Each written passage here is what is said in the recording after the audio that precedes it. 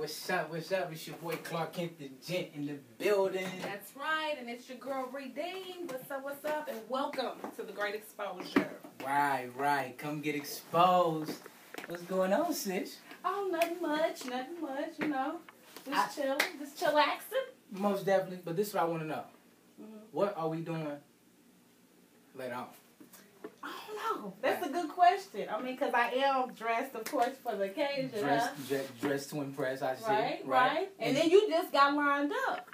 And you know, gotta mention the headliners.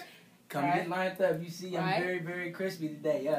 Most definitely, man. But like I said, I see you definitely coordinating, man. Down to your head, from the head to the shoes. Yeah, and we starting to. I see we starting to get our fashion game up. We trying to do our thing. I originally was not supposed to wear this though. Okay. I just kind of put this together, you know, at the last minute. So. Last minute? It's like you've been all day working.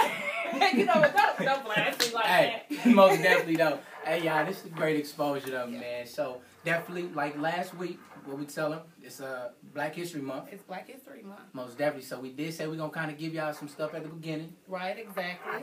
So. Yeah. So who'd you decide to talk about? Because we chose to, you know, pick, of course, who we wanted to pick to talk about. So, who did you choose? Okay. Now, this man is really like somebody who people generally make fun of, you know what I mean? Like in a funny way because they don't really know that he's a real guy and he's not really looked at a lot of times as a black leader or things like that because most people are familiar with the big face as far as Martin Luther King, Malcolm X. Exactly. Right. So, I decided to kind of go a little deeper than that and, hey, Kunta Kinte. All right. That's what I'm talking about. Kunta Kinte. And the reason why I decided to go with him was because it's really deeper than that because like at the same time, you know, as black people, you know what I mean, we're not together anymore. We don't have that togetherness no more. Exactly. We don't have that unity. Yeah.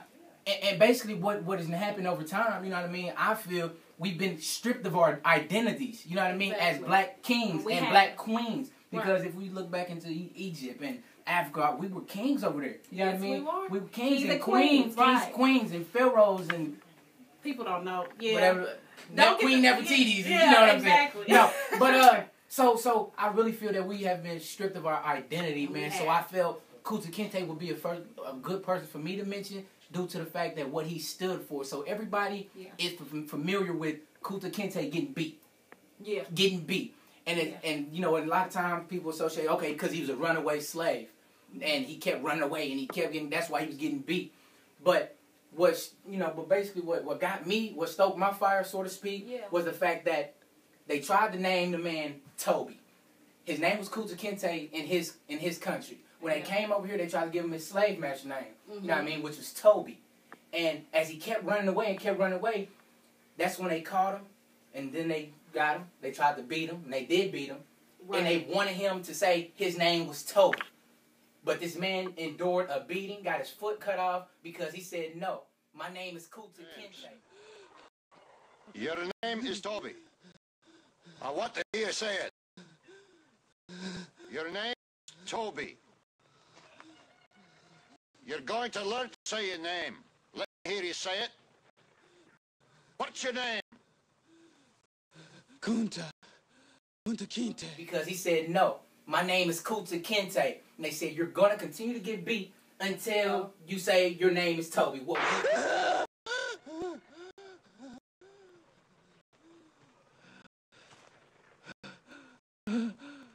I want to hear your name. Your name is Toby. What's your name? Kunta. Strong man. And what I got out of that was he did not allow the people who kidnapped him, his captivity, his situation, to strip him of his identity. You know what I mean? So that's why I felt that was real powerful to me because man, like I said, man, I really feel that we've been stripped of our identity because we don't know who we are. We don't know who we are. We don't. Then when we go into schools, they have like in the big old textbooks and all that, they have American history. They give us like 3 pages, if that.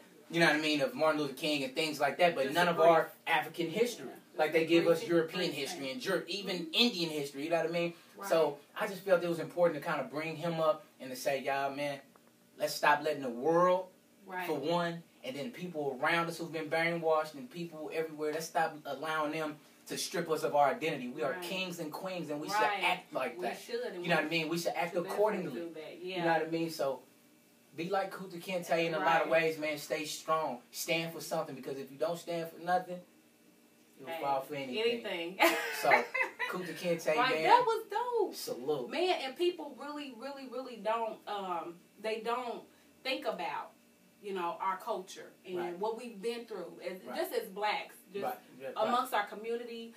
You know, we have so much violence going on. Like in January, just this past January in Kansas City alone, it was about 18, if I'm not mistaken. Did you hear about that? 17 or 18 homicides. We're past that now.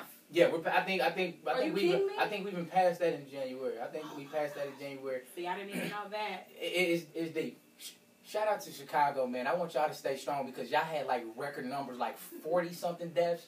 You know what I mean? In 1 month in the first. Geez. So that, hey, Chicago, man, come on, black people. We're killing each other, and it's nonsense, man. We brothers and sisters, man, and you know, regardless. And I'm not saying just black people. You know, just all of us, man. Just everybody is part of God's creation, man, and we need to understand that we all brothers and sisters, man, regardless. Exactly. So.